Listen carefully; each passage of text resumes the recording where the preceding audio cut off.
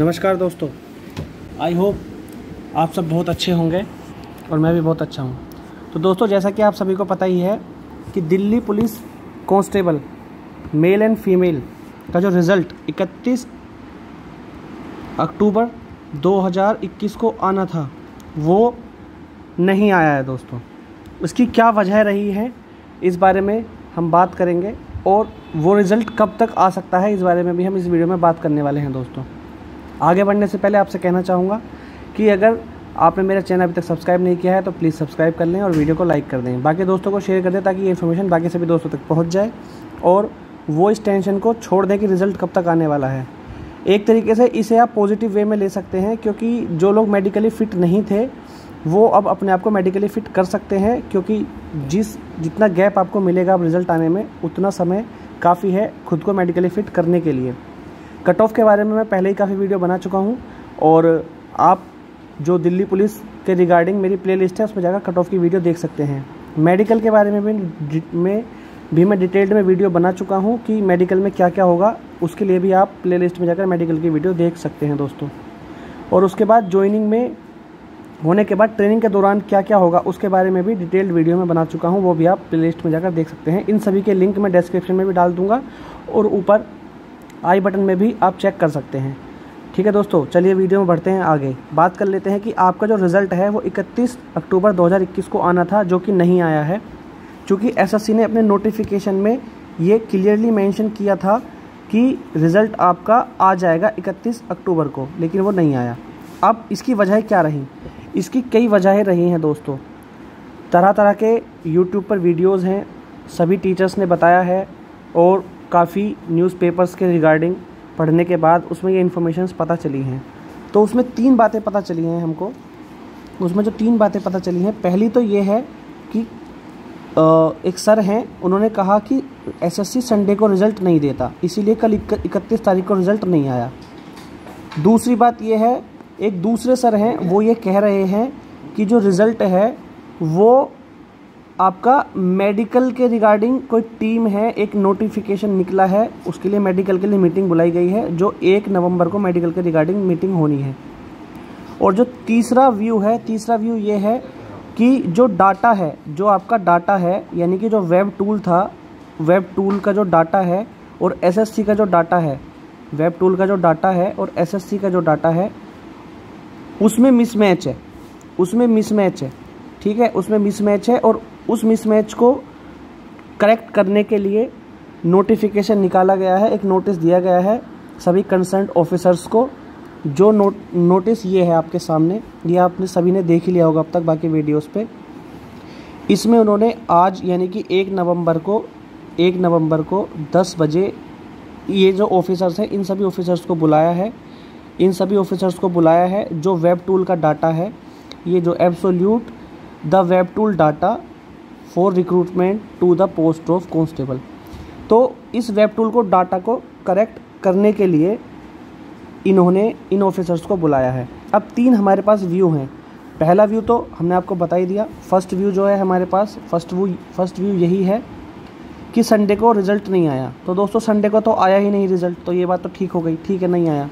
दूसरा कह रहे हैं कि वो मेडिकल के रिगार्डिंग जो है, ये नोटिस जो है वो मेडिकल के रिगार्डिंग है, लेकिन ये बात गलत है, मेडिकल के रिगार्डिंग नहीं है।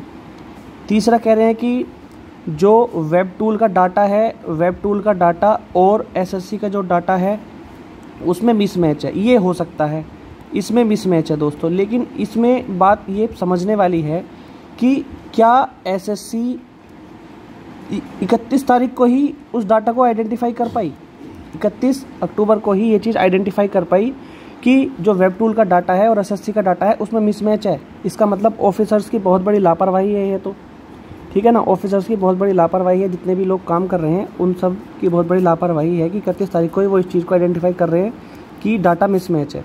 खैर वो तो अलग बात है, लेकिन अगर ये बात ठीक है तो करीब 15,000 बच्चे हैं दोस्तों, 15,000 कैंडिडेट्स हैं, 15,000, ठीक है, जो 15,000 कैंडिडेट्स हैं उनके डाटा को अगर करेक्ट करेंगे, रेक्टिफाई किया जाएगा, ठीक है, तो उसमें लगेगा टाइम, ठीक है, उसमें लगेगा टाइम। और ये कोई हंसी खेल नहीं है।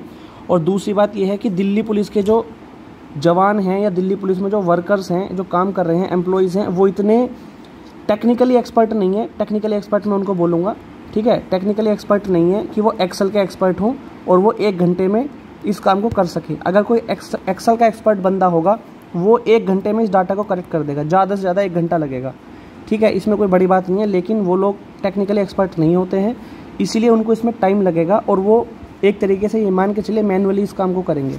तो करीब करीब आपके 20 दिन के आसपास इसमें लग जाएंगे और फिर फाइल वगैरह का प्रोसेस होने में 5-7 दिन और निकाल लो।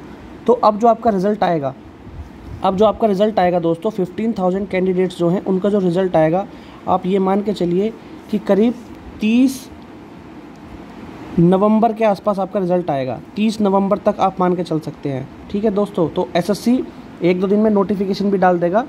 अगर ये जो बात है, ये थर्ड वाले पॉइंट को हम मान के चलें कि डाटा में मिसमैच है और उस मिसमैच को करेक्ट करेंगे, तो करीब 30 नवंबर तक आपका टाइम लग सकता है। 30 नवंबर तक आपका रिज़ल्ट आएगा। अब मैं आ जाता हूँ चौथे व्यू पे। चौथा व्यू ये है दोस्तों कि हो सकता है डाटा में कोई मिसमैच